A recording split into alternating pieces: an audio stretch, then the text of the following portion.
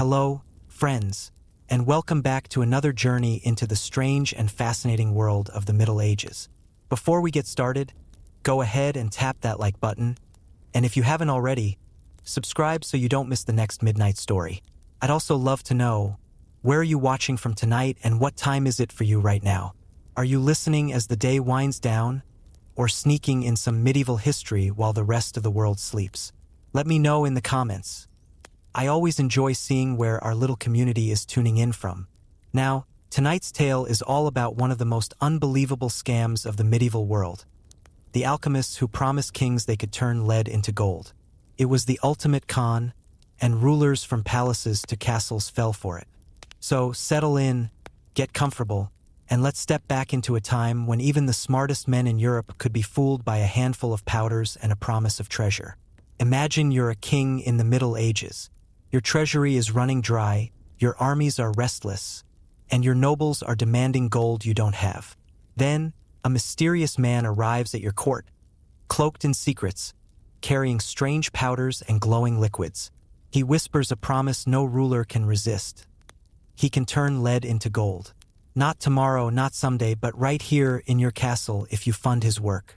This was the ultimate medieval con, and countless kings, lords, and even popes fell for it. Congratulations. You made it back to the Middle Ages with me. Good choice. Tonight, we've got one of the strangest, funniest, and honestly most expensive scams in medieval history. Before we dive in, do me a favor, hit that like button, and if you haven't yet, subscribe. Trust me, it costs way less than what medieval kings were paying for fake gold. And while you're at it, I'd love to know, where are you watching from tonight? And what time is it for you? Are you curled up in bed at midnight trying to relax? Or are you sneak listening at work while pretending to answer emails? No judgment either way, kings got scammed for millions, so you're already ahead.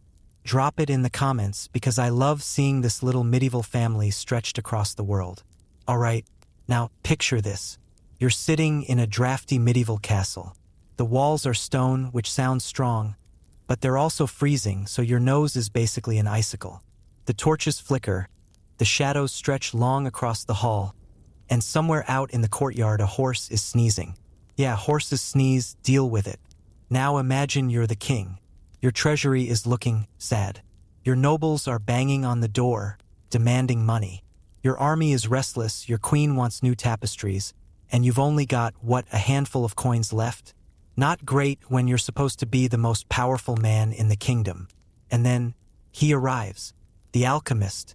Mysterious cloak, strange powders, probably smells a little like smoke and bad cheese. He carries a giant book filled with symbols nobody can read because, spoiler alert, he made them up on the way over. He whispers a promise you've been waiting to hear. I can turn lead into gold. Now put yourself in the king's shoes here. You're broke, you're desperate, and someone just told you they can turn your old rusty junk into shiny coins. Do you laugh in his face? Or do you say, how much money do you need to get started? Yeah, most kings chose the second option. And that's how Europe ended up funding one of the greatest scams of all time. But don't get ahead of yourself. Tonight, we're going to take this slow. We're going to set the scene, wander through the strange world of alchemy, meet some of these con men, and, of course, laugh at how kings, the people who supposedly ran entire countries, fell for magic tricks that wouldn't even fool a birthday clown today. So get comfortable. Pull up the blankets, sink into your pillow, or just zone out while you listen. Because tonight's topic is pure medieval nonsense. How fake alchemists pulled off the ultimate con and convinced kings that gold could be cooked up in the kitchen like soup. And yes, this actually happened. Alright, so let's get into it. You're sitting there in your medieval castle, wrapped up in some itchy wool blanket, and you're broke. Totally broke. Like, can't even afford to put more candles on the table broke. The treasury's echoing louder than the church bells, and you're wondering if maybe you should start pawning your crown. Not a great look for a king. And then, suddenly, this word starts floating around your court. Alchemy. The promise, the mystery, the obsession of the Middle Ages. Now, what was alchemy, really? Today, you and I know it was kind of like medieval science fanfiction. People thought you could take a boring, worthless metal like lead, sprinkle in some secret powders, mumble a few magical phrases, Cook it in a furnace and tada, pure gold. Literal treasure from thin air. It was like the medieval version of a get-rich-quick ad. Imagine YouTube in the 1300s. Turn lead into gold. Top 5 hacks that kings hate. But back then, this idea didn't sound ridiculous. It sounded possible. Maybe even inevitable. You have to remember, medieval people didn't know much about atoms or molecules or that chemistry is, real science. They thought the world was made up of 4 elements: earth, air, fire, and water, and that if you mixed them in the right way, you could make almost anything. And so the lure of alchemy began. Wasn't just about gold. Oh no, that was just the shiny part. Alchemists also promised things like the elixir of life, a potion that could keep you young forever, or the philosopher's stone, the magical object that could solve basically all of life's problems. Imagine something that was part eternal youth serum, part jackpot lottery ticket, part delete your student loans button. That was the dream. Now put yourself in the shoes of a medieval ruler again. You've got wars to pay for. You've got castles to build. You've got feasts to throw because, let's be real, people are always judging your banquets. And suddenly, here's this mysterious man in a robe telling you he can make infinite gold. Are you going to say, sorry, I'll just stick with bankruptcy? Of course not. You're going to clear the guest room in your castle, hand him a pile of coins you don't really have, and tell him to start melting stuff immediately. But here's where it gets funnier. These alchemists were absolute masters of hype. They weren't just selling a service. They were selling a dream. They would roll into town with little glass flasks filled with weird colored liquids, powders that sparkled, and books written in symbols that looked mysterious but probably just meant, haha, give me more money. They spoke in riddles. They promised just enough to keep you hooked, but never enough that you could actually test it. And every time you asked, so where's my gold? They would smile and say, ah, my king, the process is delicate. The stars are not aligned. Mercury must be purified. Give me a little more time and, of course, a little more funding. Sound familiar? Yeah. Medieval alchemists were basically the original startup founders. We're building the future, Your Majesty. We just need another round of investment. You know how modern tech startups promise flying cars and robot butlers but can barely make an app that works? That's exactly what alchemists were doing, except instead of pitching to venture capitalists, they pitched to kings who had swords, which makes it a little more dangerous if you think about it. Now, the lure wasn't only financial. There was also this mystical, religious undertone to alchemy.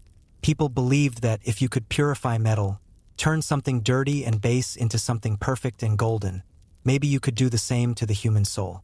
Kings liked this because, well, kings like to feel holy. Monks liked it because it sounded like a shortcut to sainthood. And greedy people liked it because, gold. It's also worth remembering that medieval people genuinely believed the world was full of secrets, strange hidden knowledge, and alchemists played right into that. They'd say, ah yes, this recipe was taught to me in the desert by mystics, passed down from the ancient Egyptians, and guarded by secrets for thousands of years. And you'd be sitting there as a king, nodding along, thinking, yes, this sounds extremely legitimate.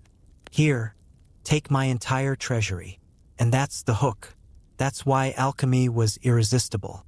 It wasn't just that it promised money, it promised magic disguised as science. It offered kings a way to solve all their problems without doing the boring stuff, like raising taxes or cutting spending. Nobody wants to balance the budget. Everybody wants gold soup. Let me give you a little image. Imagine the king's treasury. Normally, it's just chests of coins, maybe some jewels, maybe a crown or two. But the alchemist walks in and says, with my methods, sire, we could fill this entire room with gold, stacked to the ceiling. Your enemies will kneel before you. Your nobles will never question you again. And the king? The king's eyes light up like a kid at Christmas. He doesn't hear the maybe or the someday. He only hears the word gold. And kings weren't the only ones who fell for it. Nobles, merchants, even the church, yes, the church, the same institution that was supposed to condemn fraud, they all dabbled in alchemy. Because, let's be honest, temptation doesn't stop at the altar. Some popes even hired alchemists on the side, which is kind of hilarious if you think about it. You're supposed to be leading Christendom, But you're also sitting in your papal chambers wondering if maybe your alchemist can stretch the Vatican's budget a little further by turning scrap metal into treasure. The lure of alchemy was also super strong because it always seemed just within reach. Like the gold was right there, waiting, if only you could unlock the final secret. And of course, the alchemist would say, "We're so close, my lord, just a little more time, a little more silver to fund the experiments. And I assure you, the results will be dazzling." Spoiler alert, the only dazzling thing was how fast your treasury disappeared. But here's the kicker. Not every alchemist was even consciously scamming. Some of them genuinely believed they were onto something. They mixed real experiments, heating, metals, combining powders with mystical nonsense. And because sometimes chemical reactions look pretty magical, they thought they were making progress. Imagine seeing metal change color in a fire. To them, that looked like proof. To us, it's basic chemistry. To them, it was the first step toward unlimited wealth. So let's recap. Why was alchemy so alluring? 3 big reasons. First, the money. Kings were desperate, and the promise of infinite gold was too good to pass up. Second, the mystery. Alchemy wrapped itself in spiritual language, symbols, and secrecy, making it feel like forbidden knowledge. And third, the showmanship. Alchemists knew how to dazzle with fire, smoke, and a good sales pitch. And when you put those 3 things together, greed, mystery, and theater, you get the perfect recipe for a medieval con. One that lasted not just years, but centuries. So as you lie there listening tonight, imagine how tempting it would be. Imagine someone walking into your life right now and saying, "Hey, I can make free money appear forever." Even today, people fall for scams that promise easy riches. Crypto coins that vanish, pyramid schemes dressed up as business opportunities, miracle investments that always crash. We still fall for the same dream, and medieval kings were no different. The lure of alchemy was timeless. The hope that there's a shortcut, that somewhere, somehow, there's a secret trick to solve all your problems overnight. And that is how the stage was set for the ultimate medieval con. Alright, so you've got the setup. You're a medieval king, your wallet is emptier than a peasant's soup pot, and you've just heard whispers about this magical thing called alchemy. You're desperate, you're curious, you're also maybe a little gullible. And that's when he shows up, the alchemist. Picture it. You're sitting in your cold stone hall, bored out of your mind, probably trying to decide whether it's worth taxing chickens this year. And suddenly, the guards announce that a mysterious stranger has arrived at the castle gates. He's not a knight. He's not a noble. He's not even a merchant. No, this guy is different. He's got a long cloak, probably too dramatic for everyday wear, and a leather bag stuffed with jars, powders, and other mysterious trinkets. The court whispers, "Who is this man? Is he a wizard? A scholar? A fraud?" Well, spoiler alert, probably a fraud. But he doesn't look like one. Not at first. He bows low, introduces himself with some long, impossible name, and immediately starts dropping mysterious phrases like, "I have studied the great secrets of the ancients. I hold knowledge passed down from Egypt, from Arabia, from the very dawn of time itself," which is basically medieval code for, "I Googled this in my brain and made up the rest." But to you, to your 14th century king brain, this sounds incredible. You don't know what Egypt really looks like. You don't know what Arabia really knows. All you hear is exotic, ancient, mysterious. And suddenly, this dusty traveler with his weird bags looks like the solution to your very expensive problems. Now, the arrival of the alchemist was always an event. He didn't just walk in casually like he was delivering mail. No, alchemists knew the importance of showmanship. They made an entrance. Some would arrive with colorful powders to toss into flames, making them flare green or blue. Others would carry strange-smelling concoctions, giving off smoke or sparks. Basically, they were the medieval version of a magician showing up at your birthday party with a deck of cards and saying, "Pick one, anyone." And oh, the robes. You cannot forget the robes. No self-respecting fake alchemist ever walked into a castle wearing plain clothes. No, they wore flowing garments embroidered with stars, suns, moons, things that screamed, Yes, I am absolutely magical. Do not question me. If you showed up in plain brown pants, nobody would believe you could turn lead into gold. But if you swished into the hall looking like Merlin's dramatic cousin, oh, now you've got their attention. And the props. Alchemists always traveled with props. Glass flasks, metal crucibles, little pouches filled with shiny dust. They'd set these out in front of kings and queens like some kind of medieval cooking show. Except instead of making soup, they were pretending they could make treasure. Picture it. They pour a little powder into a flame and suddenly it burns green. The crowd gasps. The king leans forward. The queen whispers, "Did you see that?" And the alchemist smiles to himself, thinking, hook, line, and sinker. Because here's the thing, these kings and nobles weren't dumb. They were educated, at least in the medieval sense. But they didn't have the scientific knowledge to call out a simple chemical trick. If you saw a fire suddenly change color, would you think, ah yes, that's just copper salts oxidizing? No, you'd think, this man is clearly chosen by the gods, give him money immediately. Now, once the alchemist had dazzled everyone with his little tricks, it was time for the pitch, and this was where he really turned on the charm. He'd stand there, cloak shimmering in the torchlight, and say something like, "Great king, your treasury may be low now, but with my help, it will overflow. I can transform humble lead into shining gold. The secret lies in a delicate process, one that only I, a humble servant of hidden knowledge, can perform." And you, sitting there on your throne, would think, finally, someone who can fix my money problems without me having to do math. But here's where it gets funny. The alchemist never actually did the trick right away. Oh no, that would ruin the whole scam. He couldn't just say, "All right, hand me that lead pipe, let's do this." Instead, he'd say, the process is very delicate. It requires the alignment of the stars, the proper furnace, and several rare ingredients I must procure. Give me a little time, and of course a little money to fund the experiment. Sound familiar? Yep. He was basically running the medieval version of the checks in the mail, and kings fell for it.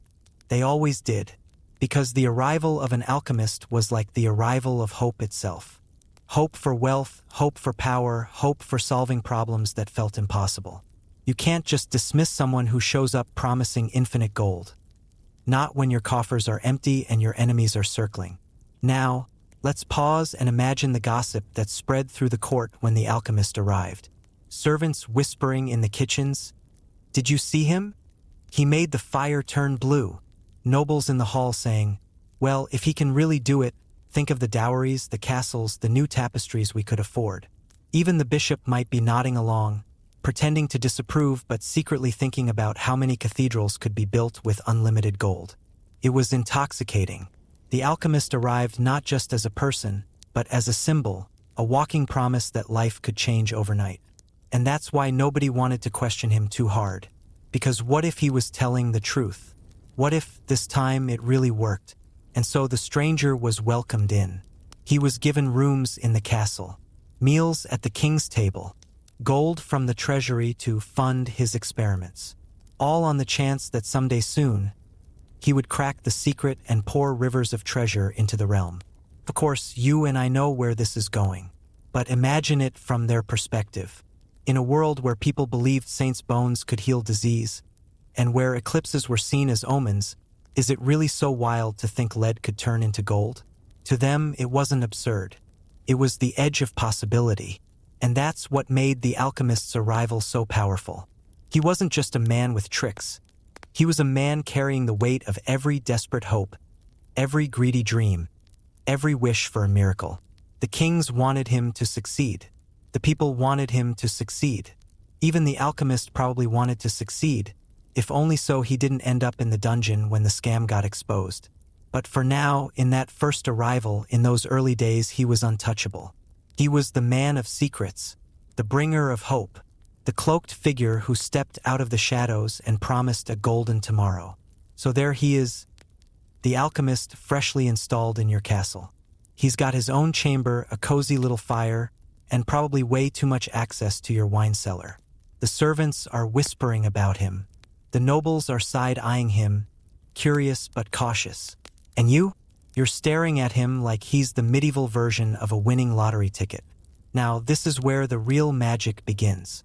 Not the fake chemistry tricks, not the colored flames or the mysterious symbols. No, this is the part that mattered most. The sales pitch. Because an alchemist didn't just do alchemy. He sold the dream of alchemy. And oh boy, did he know how to sell it. Picture him standing in front of you, his cloak swirling like he's auditioning for a Shakespeare play that won't be written for another couple hundred years. He bows deeply, flourishes his hand, and says, "My liege, I come bearing a gift beyond measure. The ability to create gold from the most humble of metals. Lead, copper, tin, mere base matter transformed into treasure by the wisdom of the ancients. And immediately you're hooked. Because remember, you're broke. Your kingdom is broke. And here's a guy telling you he can literally print money. You'd be an absolute fool not to at least hear him out. But here's the genius part. The alchemist doesn't just promise gold. No. He builds a whole story around it. He starts talking about the philosopher's stone, this mythical object that supposedly holds the secret to transformation. He talks about the elixir of life, a potion that can cure disease and make you live longer. He drops names of ancient wise men, Hermes, Trismegistus, Aristotle, Egyptian priests, like he just came back from a seminar with all of them.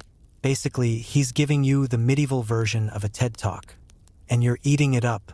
But the trick isn't just in what he promises, it's in how he promises it. He never says, "I can do this instantly." Oh no, that would make him too easy to disprove. Instead, he carefully crafts the language. He says things like, "The process is delicate. It requires time, patience, and above all, investment." Sound familiar? Yep. He's basically running a medieval Kickstarter. Fund my project, and in 6 to 12 months, you'll have more gold than you can imagine. Stretch goals include immortality and maybe glowing skin. And the way he talks, it's intoxicating. He doesn't just say, "I'll make gold." He says things like, "Imagine, my king, a treasury overflowing so greatly that your enemies will tremble. Imagine never worrying about empty coffers again. Imagine being able to build roads, castles, cathedrals, all without taxing your people another coin. Imagine a realm so rich, so radiant, that future generations will sing your name." You're sitting there, nodding along, thinking, yes, I do deserve to be remembered forever. This guy gets me. And then he lowers his voice, leans in a little closer and says, "But this knowledge is dangerous. It must be kept secret. Not everyone is ready for such power. Some would use it for evil. That is why I have come only to you, my liege, because you, and you alone, are wise enough to wield this gift." And just like that, he stroked your ego into submission. You're not just any king. You're the chosen king, the special one, the one smart enough, holy enough, worthy enough to handle the secrets of the universe. And honestly, who doesn't want to hear that? Now, here's where the comedy comes in, because the alchemist always had a list, a shopping list. He'd say, "To begin, I'll need certain rare ingredients. Antimony, mercury, sulfur, maybe a dash of powdered unicorn horn if you've got some lying around. Oh, and a proper furnace built to my specifications. Nothing too fancy, just, one that costs as much as a small village. And you, bless your royal heart, nod along. Of course. Anything you need. Shall I tax the peasants for the unicorn horn?" Meanwhile, the nobles are rolling their eyes so hard they're practically spraining them. But none of them want to speak up too loudly. Because what if it works? What if the king really does end up with a mountain of gold? Then the noble who doubted will look like an idiot. So they stay quiet, sipping their wine, whispering behind fans, and waiting to see what happens. The alchemist also knew how to sprinkle in just enough mystery to make you feel like you were on the edge of greatness. He'd draw strange symbols in chalk on the floor, muttering in Latin, or what you think is Latin but is really just gibberish with a dramatic accent. He'd write out long equations that looked like advanced mathematics but probably just meant, "Give me more money." And every time you asked, "So when will I see results?" he'd respond with a sigh, "Ah, my king, Progress cannot be rushed. The stars must align. The metal must be purified. The spirits must be appeased. We are so close. But I'll need just a little more silver to continue the work. And there it is. The hook. You're already in too deep to say no. You've spent money on his equipment, built him a lab, bought him rare ingredients, maybe even given him servants to help. If you stop now, you'll look foolish. So you double down. You tell yourself, just a little more, and it will all pay off. This is where the brilliance of the scam shines. Because the alchemist never gives you nothing. He always gives you something. A small demonstration. A little sliver of gold in the ashes. A coin that looks shinier than before. Just enough to keep you hooked. Just enough to make you say, "Ah, yes, it's working. We're on the right path." Of course, what you don't know is that he slipped that little piece of gold in beforehand. Or he used quicksilver to make the metal change color. Or he distracted you just long enough to swap the crucible. Classic sleight of hand. But to you, it's magic. Proof that your investment is paying off. And so you believe. You believe with the fervor of a gambler who's down to his last coin but swears the next roll will win it all back. Meanwhile, the alchemist is living the dream. He's got free food, a warm bed, and a steady flow of money from the most gullible ATM in history. A desperate king. And all he has to do is keep the dream alive. Because that's what this was, really a dream. A shared fantasy. You wanted it to be true so badly that you ignored the obvious. The alchemist knew this. He wasn't just selling gold. He was selling hope. And let's be honest, who wouldn't fall for that? Even today, people buy lottery tickets, chase miracle diets, invest in shady schemes. We all want shortcuts. We all want magic. And in the Middle Ages, the alchemist was the guy who promised it. So as you sit there on your throne, watching him swirl colorful liquids and mumble incantations, you're not just seeing a con man. You're seeing a savior. Someone who can solve your problems, make your dreams real, and give you a legacy that will outshine every king before you.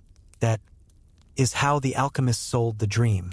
Not with proof, not with results, but with theater, mystery, and just enough shiny promises to keep you hooked. So you've been sold the dream. The alchemist has whispered promises of rivers of gold, immortality potions, and the kind of legacy that would make even Julius Caesar jealous. You've opened your treasury, bought the rare ingredients, built the fancy lab, and now you're waiting. Waiting for results. But here's the thing.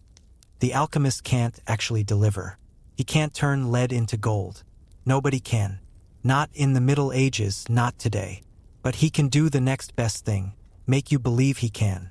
And that's where the tricks of the trade come in. Let me tell you, these guys were the medieval masters of illusion. Forget David Copperfield. Forget Vegas magicians pulling rabbits out of hats. Alchemists were running the long con centuries before stage magic even became a thing. So let's pull back the curtain and see how they did it. First up, the salted crucible trick. This one was a classic. The alchemist would take a crucible, basically a little pot for melting metals, and secretly rub some real gold dust or a tiny fragment of gold leaf into the bottom. Then he'd add lead or copper on top, heat it up, mumble some dramatic words, and wait.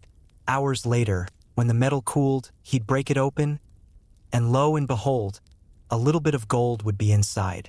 You, sitting on your throne, nearly fall off it in shock. By the saints, it worked. The lead became gold. Except, it didn't. You just got duped by some hidden glitter. Then there's the hollow stirring rod trick. Imagine a metal rod, hollowed out and stuffed with powdered gold or silver. The alchemist dips it into the molten lead, gives it a stir, makes a big show of chanting about the spirits of transformation, and then, surprise, surprise, the molten metal suddenly has flecks of gold in it. You're clapping like an excited toddler while the alchemist is thinking, wow, that was almost too easy. Another favorite, the double crucible switcheroo. This one required a little stagecraft. The alchemist sets up a crucible in front of you, tosses in some cheap metal, and seals it. Then, when your attention is momentarily distracted, maybe he asks you to look at a weird symbol on the wall or sends a servant to fetch holy water. He swaps it with another crucible that already has a bit of gold inside. By the time you look back, He's breaking open the pot and tada! Miracle transformation achieved. It's basically the medieval version of a magician palming a card. But since you've never seen sleight of hand before, it blows your royal socks off. And oh, let's not forget chemical fireworks. Alchemists loved to toss in powders that made flames change colors. Saltpeter, sulfur, copper compounds, all cheap, easy to carry, and guaranteed to impress. You see green flames? Must be magic. You see sparks? Surely the philosopher's stone is near. You see smoke? Yep, definitely ancient wisdom at work. But my personal favorite has to be the preloaded coin trick. Here's how it went. The alchemist would take a lump of lead, hollow it out, and sneak in a real gold coin. Then he'd seal it back up so it looks solid. He tosses it into the fire, heats it, chants some mystical mumbo-jumbo, and then, crack! The lead breaks apart, revealing a gold coin. You nearly faint. You're shouting, "It's true! It's real!" Meanwhile, the alchemist is smiling, thinking, "That's just a coin from last week's tavern tab. But sure, call it magic." Now, don't underestimate the performance aspect. The alchemist wasn't just about tricks, he was about atmosphere. He'd dim the torches, scatter strange powders that smoked or sizzled, carve symbols into the walls. He'd mutter in fake Latin, wave his arms dramatically, maybe even sprinkle in some scripture to keep the church types calm. It was all about making you feel like you were witnessing something sacred. And here's the cleverest part. He never gave you too much at once. Always just a taste. A coin here, a fleck of gold there, a promise that the process was nearly complete. He knew that if he ever accidentally produced a giant pile of gold, you'd stop funding him because, hey, problem solved. So instead, he kept you on the hook, like a carrot dangling in front of a donkey, always just out of reach. And every failure, oh, those had excuses. The stars weren't aligned. The mixture wasn't pure enough. Someone looked at the crucible with doubt in their heart and ruined the energy. There was always a reason, and conveniently, the solution always required more money, more ingredients, more time. At this point, you've sunk so much into the project that you have to believe. You've poured in treasure, resources, maybe even raided a monastery for mercury supplies. If you admit it's a scam, you look like a fool. So you double down again and again. Meanwhile, the alchemist is living his best life. He's wearing silk robes, sipping the finest wine, eating better than half your nobles. All paid for by you. He's the medieval version of a startup founder who never actually ships a product but somehow keeps getting investors.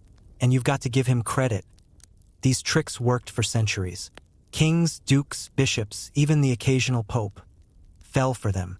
Because the desire for gold, for shortcuts, for magic solutions is universal. Think about it.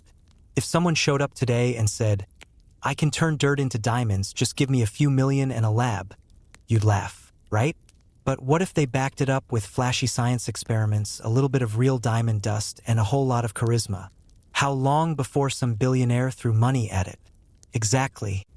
The tricks of the alchemist weren't just about deception. They were about psychology. They preyed on greed, desperation, and the eternal human weakness for hope. And the kings, poor fools, were too blinded by their dreams to see the sleight of hand right in front of them. So the next time you see a flame change color, or someone pull a coin out of thin air, remember this. In the Middle Ages, that was enough to convince entire kingdoms that magic was real, and that gold could be born from lead.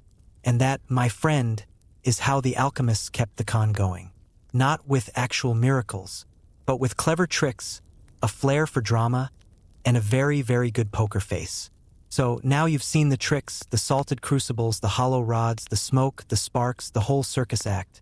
And you're probably thinking, all right, but surely no king, no mighty ruler of medieval Europe could actually fall for this nonsense, right? These were powerful men, educated, advised by the best minds of their day. Surely they weren't fooled by some guy with a fake Latin chant and a pocket full of gold dust. Oh, my sweet summer child. They absolutely fell for it, over and over again. And not just little lords with 3 goats and a crumbling castle. I'm talking the big names, the royal heavyweights, kings, emperors, even popes. If you had a crown and a treasury, chances are at some point you got suckered by an alchemist with big promises and a dramatic beard. So let's talk about a few of them. First up, King Edward III of England. Now, Edward was no dummy. He was a warrior king, a commander in the 100 Years' War, the guy who basically invented the Order of the Garter. But he also had a problem. War is expensive. And by expensive, I mean his treasury was emptier than a monk's wine barrel on Sunday morning. So when an alchemist waltzed in and said, "Hey, I can literally make gold for you," Edward perked right up. He gave licenses, actual, legal, royal licenses, to certain alchemists to practice their art. Imagine that, a king handing out permission slips for con men.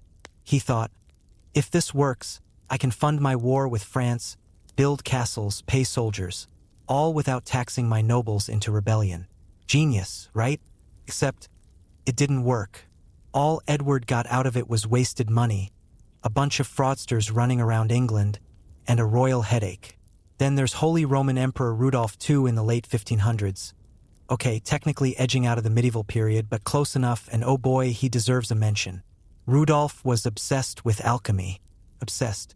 His castle in Prague became a hub for every alchemist, astrologer, and mystic in Europe. It was like Comic-Con for weird science. He bankrolled dozens of them, filling his palace with laboratories, furnaces, and suspicious-smelling experiments. Did he get gold out of it? Nope. Did he get a reputation for being the kookiest emperor in Europe? Absolutely.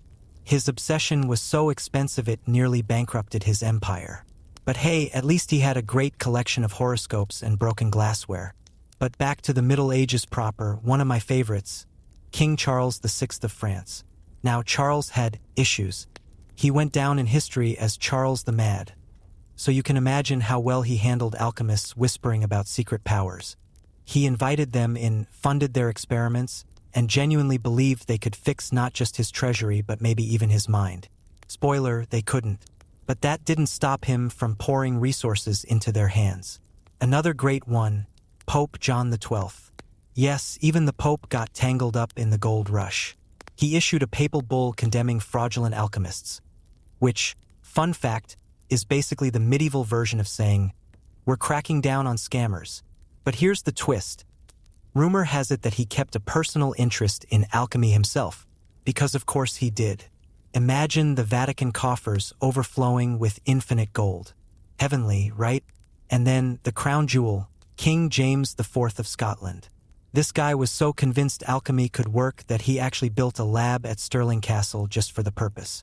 He called it the Alchemy House, which is exactly what it sounds like. A taxpayer-funded workshop for men in robes to play with fire and mercury while shouting about the Philosopher's Stone. It's like building a castle-sized crypto mining rig. Did it pay off? Nope. But it looked impressive, and hey, the alchemists probably had a blast. And here's the thing, these rulers weren't stupid. They were desperate. Wars, famines, rebellions, empty treasuries, they all needed money. Badly.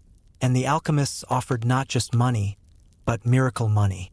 No taxes, no angry peasants with pitchforks, no borrowing from greedy bankers. Just pure, magical gold. How could they resist? Plus, there was ego. Oh, the ego. Every king wanted to be remembered as the one who unlocked the secrets of the universe. Imagine the bragging rights. My forefathers built cathedrals, but I discovered immortality and unlimited wealth. Bow down, peasants, and sing my praises. Alchemists knew this. They whispered just the right words to make the king feel like destiny itself had chosen him to uncover the Philosopher's Stone. And so, one by one, they fell for it. They signed the papers, opened the treasuries, built the labs, and waited for the miracle that never came. Meanwhile, the alchemists lived in style. Picture it. The king is pacing the halls, worrying about the cost of war, while the alchemist is in his royal-funded laboratory, sipping wine, stirring pots of goo, and occasionally tossing in a pinch of gold dust to keep the illusion alive. He's basically the medieval version of a con artist renting an Airbnb in Beverly Hills and convincing investors that his app will change the world. And when the trick failed, when no gold appeared, oh, that was never the alchemist's fault. No, it was sabotage, or divine disfavor, or the wrong planetary alignment, or the king didn't give enough money for the really rare ingredients. Always an excuse, always another reason to keep the funding going. But here's the funniest part. Even after alchemists were exposed, even after kings realized they'd been scammed, another ruler would fall for the exact same trick. Because hope is addictive, greed is blinding, and the dream of unlimited gold was too powerful to die. So when you hear about Edward III, Charles VI, James IV, Rudolph II, and all the rest pouring money into alchemy, don't laugh too hard. Because let's be honest, if someone today claimed they could turn seawater into gasoline, how long before billionaires lined up with blank checks? Exactly. Human nature hasn't changed. The only difference is now the scams come with PowerPoint presentations instead of smoky crucibles. But in the medieval age, the stakes were crowns, kingdoms, and sometimes the entire stability of Europe. And that's why the story of kings who fell for the alchemist's lies isn't just funny. It's a little tragic, because those wasted fortunes, those broken promises, those empty treasuries, they shaped history. Wars were lost, castles went unfinished, taxes were raised. All because some clever con men knew how to sell a dream. And that, my friend, is how even the mightiest rulers of the medieval world got played like gullible marks at a carnival. Crowns didn't protect them. Thrones didn't make them wise. In the end, they were just humans with the same weakness we all have. The hope that maybe, just maybe, there's a shortcut to everything we've ever wanted. So you've just sat through the royal follies.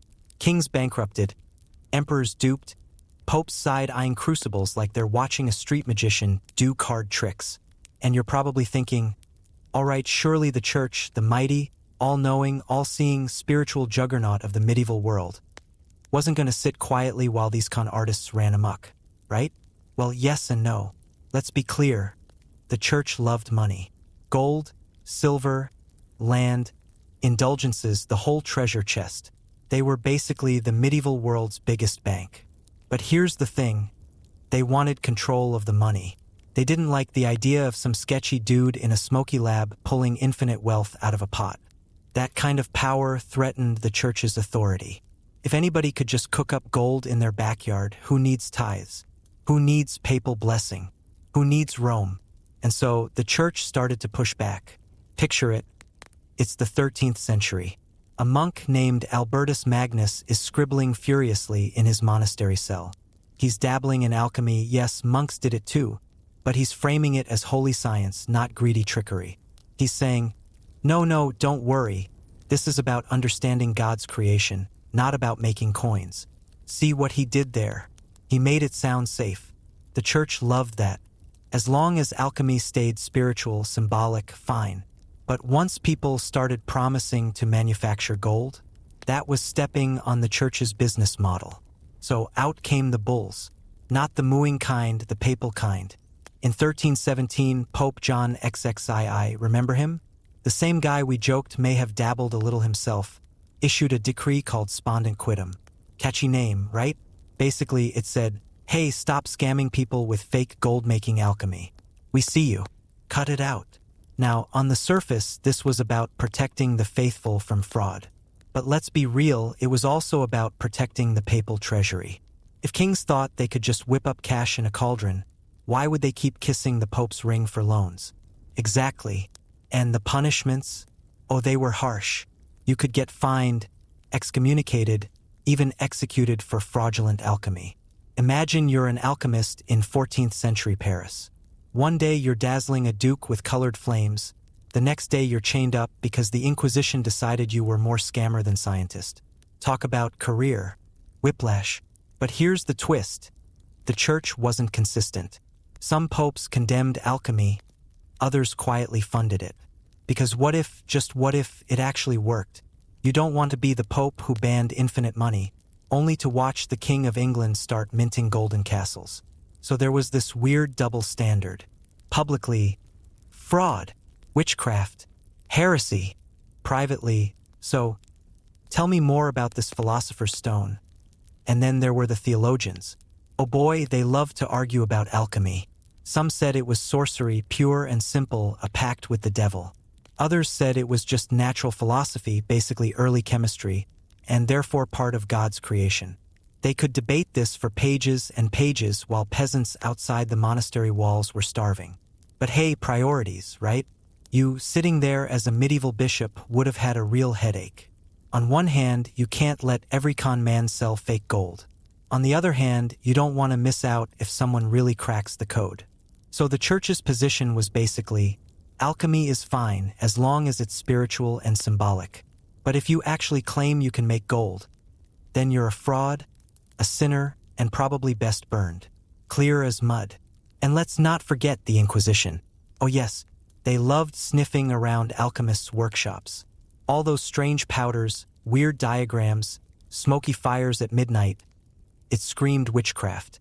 Even if you were just making soap or experimenting with medicine, you risked ending up on trial. But here's where it gets deliciously ironic. Some monasteries quietly kept alchemical texts in their libraries. They copied them, studied them, passed them down. So while the church was publicly wagging its finger, behind closed doors monks were whispering, "Hey, brother, check out this recipe for transmuting mercury. Might be useful someday." It's the classic medieval two-face. Ban it with one hand, dabble in it with the other. And of course, the church never missed a chance to profit. If an alchemist got caught scamming, his confiscated goods went straight into church coffers. Convenient, right? It's almost like they were running their own scam, but dressed up in robes and incense. The funniest part? Some alchemists tried to outsmart the church by couching their work in Christian language. They'd say, no, this isn't about gold. This is about the purification of the soul. The lead is sin, the gold is salvation. It was basically rebranding. And sometimes it worked. Priests would nod and say, "Ah yes, very holy indeed," while the alchemist quietly pocketed another sack of coins. So, did the church strike back? Yes. Did it stop alchemy? Not even close. The practice slithered underground, adapted, survived. Kings still hired alchemists, nobles still paid for miracles, and the church kept playing both sides, condemning the frauds while secretly keeping an eye out for the real deal. And that's the lesson here. The church's involvement made alchemy even more mysterious, even more alluring. Because if something is banned, it suddenly becomes twice as exciting. Tell a medieval noble he can't dabble in alchemy, and what does he do? Builds a secret lab in his castle basement and hires twice as many alchemists. Human nature, again. So picture it. A world where kings are duped, popes are torn between greed and doctrine, monks are scribbling recipes in candlelight, and the Inquisition is knocking at the door. That's medieval alchemy for you. Not just fire and smoke in a crucible, but politics, religion, and the eternal tug-of-war between faith, greed, and curiosity. And here's the kicker. For all the bulls and bans, for all the warnings and condemnations, alchemy kept going. Like a stubborn weed, it rooted itself into the cracks of medieval society. You couldn't kill it. Not with decrees, not with trials, not with fire. Because as long as people wanted gold, and trust me, they always wanted gold, there would always be someone willing to promise it. So, where we left off, the church was stamping its papal feet, wagging its finger, saying, "No more fake gold, you naughty alchemists." And the kings? Still writing checks, which sets the perfect stage for tonight's cast of characters. The greatest pretenders, the scam artists who turned alchemy into a full-blown theater production. Now, if you've ever been conned in your life, whether it was a dodgy used car, a too-good-to-be-true crypto coin, or that one sketchy weight loss tea on Instagram, just know this, you are in very good company. Because these guys fooled kings, queens, popes, and nobles with nothing more than smoke, mirrors, and a lot of self-confidence. Let's meet them, shall we? First up, Edward Kelly. Oh, you're going to love this guy. Picture a man with a wild look in his eyes, a little too much flair for drama, and a suspicious way of always showing up at exactly the right moment. Kelly made his name in the late 1500s, again brushing the end of the medieval age, but come on, he's too juicy to skip. He teamed up with the famous mystic John Dee, Queen Elizabeth I's personal astrologer. Together, they claimed they could talk to angels through a magical crystal. But Kelly had an extra trick. He swore he could turn base metals into gold. How? Oh, the usual way. secret powders, mysterious chants, and the ever-reliable, "Oops, I can't show you right now, but trust me, it works." Kelly conned his way into the courts of nobles, even impressed Emperor Rudolph II in Prague. The man lived in castles, dined with kings, all while basically waving around jars of colored dust. Eventually, of course, it all came crashing down. He spent his final years imprisoned, possibly tortured, and definitely not turning lead into gold. But you've got to hand it to him, the audacity was unmatched. Then there's Thomas Charnock, the English alchemist who might have been the original drama queen. He spent decades locked away in his laboratory, ranting at God and the devil, claiming he was oh so close to discovering the Philosopher's Stone. He wrote fiery letters about how he was persecuted, misunderstood, destined for greatness. He even left instructions in his will for someone else to carry on his great work. Spoiler, it didn't work, but he sure made enough noise to get remembered. Oh, and let's not forget Geber the alchemist. Now, this one's tricky because Geber might have been more legend than man. He was supposedly a brilliant Arab alchemist whose works flooded into medieval Europe. But here's the catch. Half of the books attributed to him were probably written by sneaky medieval frauds who slapped his name on their nonsense to make it sound legit. Imagine downloading a sketchy PDF online with Einstein's name on it. That's basically what nobles were buying. Fake authority, fake science, real money changing hands. Another classic, Michael Scott. He was a scholar in the 13th century who dabbled in astrology and alchemy, and people swore he could summon demons, split stones with his voice, and even ride around on enchanted horses. The guy had such a reputation that Dante stuck him in hell in the Divine Comedy. Did Michael Scott ever make gold? Nope. But did he convince half of Europe that he might be able to? Oh yes, and in the con game, reputation is everything. But wait, you can't talk great pretenders without the company of the Green Lion. No, it's not a pub. It was a group of alchemists who ran what we'd now call a pyramid scheme. They convinced investors to pour money into their experiments, promising everyone a slice of the gold pie once the Philosopher's Stone was finished. Sound familiar? It's basically the medieval version of, invest now, we're going to the moon. Of course, the gold never came, the investors lost everything, and the alchemists vanished with the cash. Some things never change. Here's the part one love. These pretenders didn't just con with words. They staged entire theatrical productions. You'd be ushered into a smoky lab at midnight, handed a goblet of wine, and told to watch the miracle unfold. Then, through a clever sleight of hand, maybe a hollow stick with gold hidden inside, maybe a crucible secretly lined with real gold, voila, a lump of shining metal. You'd gasp, your servants would cross themselves, and the alchemist would smile knowingly, as if he'd just bent the laws of creation itself. And you, the noble patron, would be hooked. More, you'd cry. How much money do you need to make me 1,000 of these? And the alchemist would sigh, stroke his beard, and say, well, the rarest ingredient of all is missing, but with enough funding we might just get there. Now, to be fair, not all these guys were outright liars. Some genuinely believed in what they were doing. They thought alchemy was real, they thought they were on the brink of discovery, and their confidence was infectious. Others, though? Oh, they knew exactly what they were up to. They were medieval con men, plain and simple. And just like modern scammers, they had one rule: keep the lie going as long as possible. And boy, did they live well while it lasted. Patronage from kings, protection from nobles, endless food and drink, sometimes even titles and land. All for a promise they never delivered. You've got to imagine some of them lying in their feather beds at night, chuckling to themselves, I can't believe they fell for that again. But here's the thing, society kind of needed them. These pretenders kept the dream alive. If alchemy had only been the work of quiet monks, it might have fizzled out.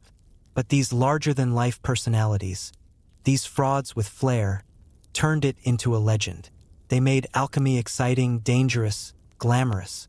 They kept nobles hooked on the possibility of infinite wealth. And so, the great pretenders did more than just scam a few gullible patrons. They shaped the cultural imagination. They fueled centuries of obsession. They made sure that long after their tricks were exposed, people were still whispering about the philosopher's stone in hushed, reverent tones. So, if you're ever feeling bad about falling for a scam email or a suspiciously cheap online deal, just remember, emperors, kings, and popes got taken for far more by these guys. You lost $50. They lost half a treasury. You're in good company, my friend.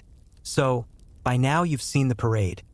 Kings fooled, popes conflicted, scam artists sipping wine in castles, investors crying over empty purses. It's a carnival of nonsense. And you'd be forgiven for thinking medieval alchemy was nothing but smoke and mirrors. But here's where it gets interesting. Underneath the scams, the mumbo-jumbo, the big talk about philosopher's stones, something real was happening. Alchemy was messy, clumsy, and often ridiculous, but it was also the accidental birth of modern science. Let me put it this way. You know how sometimes a kid tries to invent a time machine in their garage, and instead they just end up learning how electricity works? That's alchemy. These guys wanted gold, eternal life, magic potions. They didn't get those things, but in the process they discovered acids, distilled alcohol, improved metalworking, even early medicine. Take distillation, for example. Alchemists perfected the art of heating a substance, capturing the vapors, and condensing them into liquid. They thought they were chasing the essence of purity. What did they actually invent? Brandy, perfumes, essential oils. Alchemy accidentally made Friday nights a lot more fun. And acids, oh, the acids. Nitric acid, sulfuric acid, hydrochloric acid. Alchemists played around with all of them. They thought they were mystical, corrosive spirits that could eat through impurities to reveal hidden perfection. In reality, they laid the foundation for chemical analysis, metallurgy, and medicine. Try running a modern lab without acids. You can't. That's the alchemists' legacy. Even their obsession with symbols and recipes, the cryptic drawings of lions eating the sun, birds flying out of flames, that was their way of recording experimental processes. Messy, confusing, yes, but it was documentation. It was the seed of the scientific method. They were saying, step 1, do this. Step 2, add that. Step 3, pray to God it doesn't explode. And explode it did. A lot. Picture yourself as a 14th century alchemist. You've got your little furnace roaring, your beakers bubbling, your crucibles glowing. Suddenly, boom, glass shatters, eyebrows vanish, smoke fills the room. Congratulations, you've just learned about pressure. The hard way. But hey, modern chemistry labs were built on the backs of singed medieval beards. Now, let's not get too romantic. Alchemists still mixed in a ton of nonsense. Astrology, mysticism, weird philosophical ramblings about how metals mature in the womb of the earth. But here's the thing. Nonsense with a little truth sprinkled in can still move the ball forward. For instance, their experiments with pigments and metals. They were trying to make gold, but in the process they figured out how to make stronger alloys, how to dye fabrics with longer-lasting colors, how to make stained glass that still glows today in cathedrals. They wanted the philosopher's stone, they gave us Gothic windows. Not bad. Even medicine owes them a thank you. Alchemists brewed strange potions, searching for the elixir of life. And while most of them were terrible ideas, don't drink mercury, folks, some actually worked. Distilled alcohol became a disinfectant. Herbal tinctures preserved in spirits? Early pharmacy. It was a chaotic, trial-and-error mess, but it nudged medicine forward. And here's my favorite bit. Alchemy forced people to confront empirical evidence. Before, most medieval learning was book-based. Aristotle said it, so it must be true.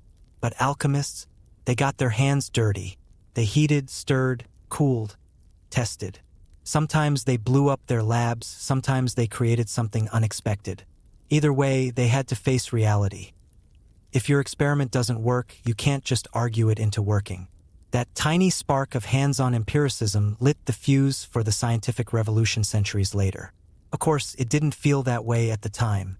Imagine you're a noble patron watching your alchemist distill a liquid.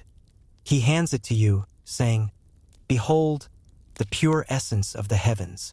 You sip it, cough, and realize that's just really strong vodka. You're annoyed, but secretly impressed. And the alchemist, smug as ever, goes back to his furnace. Alchemy was like a magician's act where sometimes accidentally, the rabbit turned out to be real. Even the great frauds sometimes stumbled into truth. Edward Kelly may have been a con man, but in his fumbling with powders and metals, he probably contributed to the spread of chemical knowledge. The line between fraud and discovery was paper thin. And here's the twist. The very secrecy of alchemy, the coded books, the guarded recipes, both slowed progress and preserved it.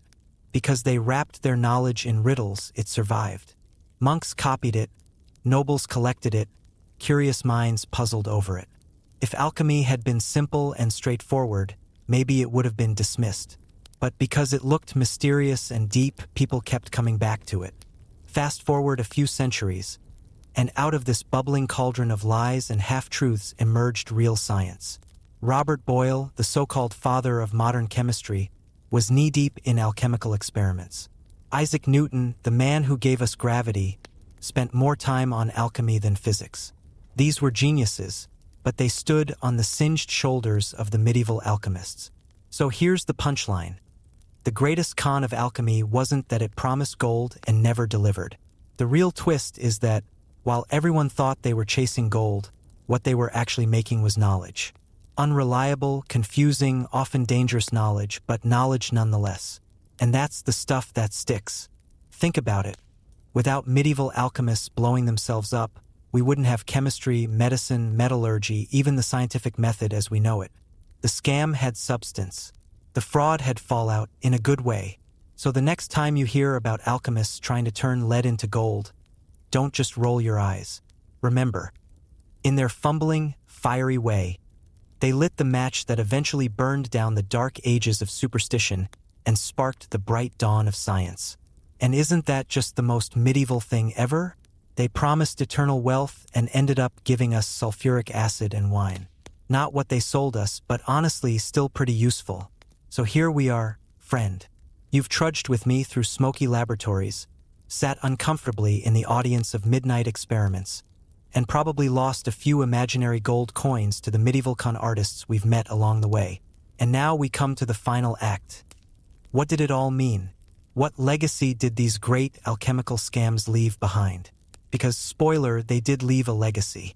You don't spend centuries chasing glitter without leaving a trail behind you. And oh boy, that trail is winding, messy, and a little hilarious. Let's start with the obvious. Alchemy built the foundation for chemistry. Not clean, modern, lab-coat chemistry with pipettes and carefully labeled beakers. I'm talking about messy, exploding crucible. Is that wine or hydrochloric acid? Chemistry. The dream of gold kept people experimenting, refining, and recording their failures. Kings might have thought they were buying treasure, but what they were actually funding was the birth of science. Imagine the disappointment. No gold? Fine. But we've got brandy and sulfuric acid. Honestly, that's not a terrible trade. Then there's medicine. The search for the elixir of life may have been pure fantasy, but it forced alchemists to experiment with herbs, distillation, and preservation.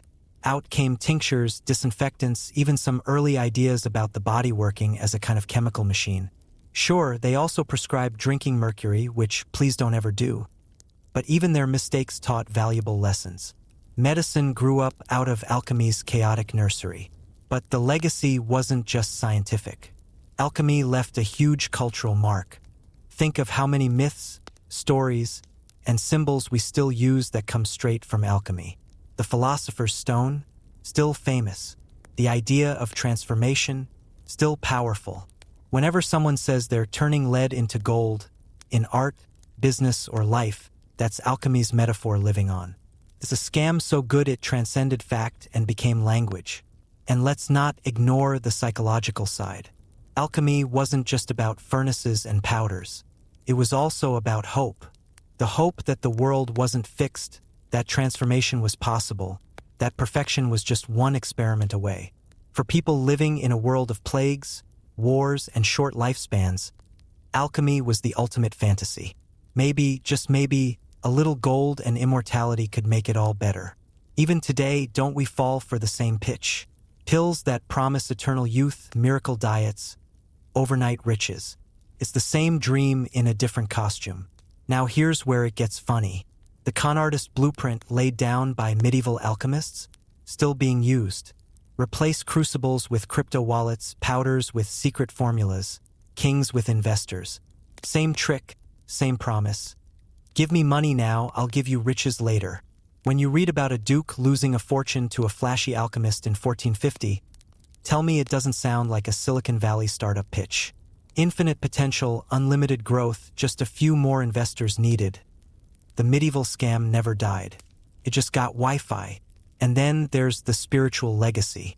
Some alchemists genuinely believed they weren't just turning metals into gold, they were transforming themselves, purifying the soul, elevating the spirit, burning away the lead of sin to find the gold of perfection. You might roll your eyes, but think about it. Don't we still chase self-improvement in similar ways? Meditation apps, yoga retreats, juice cleanses, all promising a kind of inner transmutation.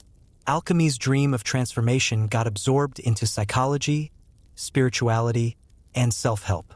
The scam became philosophy. Even literature got hooked. Dante, Chaucer, Shakespeare all sprinkled alchemy into their works. Later, it bled into Gothic novels, romantic poetry, even modern fantasy like Harry Potter. Every time a wizard brews a potion, every time a hero searches for a magical object that transforms reality, that's the ghost of alchemy winking at us. The scammers wanted cash, but they ended up feeding the imagination of the world. And let's not forget the final twist. The scam was so successful, it became respectability. For centuries, alchemists were mocked, imprisoned, sometimes executed as frauds. But by the 17th century, the same experiments that got them laughed at were rebranded as chemistry. Suddenly, the exact same beakers, powders, and explosions were legitimate science. The con turned into a cornerstone. The line between fraud and genius? A few centuries of hindsight. Now here's a thought experiment. What if the alchemists had succeeded? What if someone had really found a way to make unlimited gold? The entire economy would have collapsed. Nobles would be buried in useless treasure. Peasants would still be peasants. And inflation would have gone wild. Honestly, maybe it's a good thing it was a scam. The real legacy of alchemy wasn't gold at all. It was curiosity, experimentation, and the idea that the world could be changed. So what's the moral of this whole wild story? Well, here's one. Sometimes the scam delivers more than the truth ever could. No one ever found the philosopher's stone. But the search for it gave us chemistry, medicine, art, philosophy, and some of the funniest con jobs in history. The lie made the world richer in ways no lump of gold ever could. And here we are, centuries later, still fascinated, still telling stories, still dreaming about transformation, even as we laugh at the gullibility of medieval kings. Maybe that's the greatest legacy of all. Alchemy promised eternal life, and in a strange way, it got it. Because as long as we're talking about it, as long as the symbols survive, alchemy itself is immortal.